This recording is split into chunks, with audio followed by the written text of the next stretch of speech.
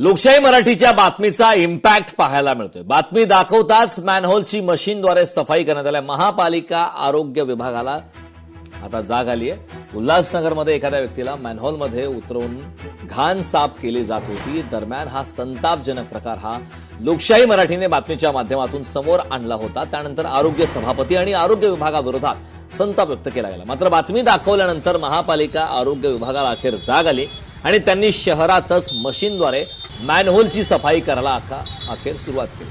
त्यामुळे आता या ठेकेदारावर प्रशासन काय कारवाई करतं हे पाहावं लागेल। याच्याबद्दलचा आढावा घेतला आमचे प्रतिनिधी किरण तेलगोटे।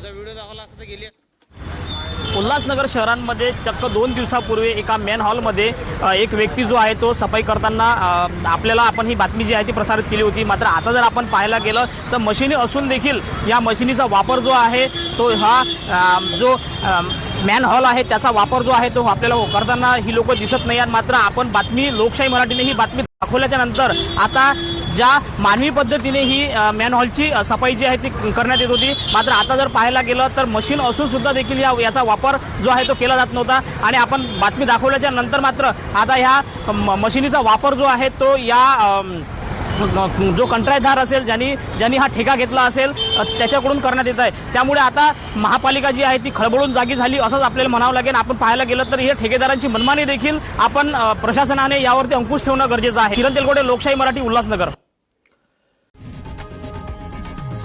लोकशाही मराठी ऐका, पहा, जागरूक रहा।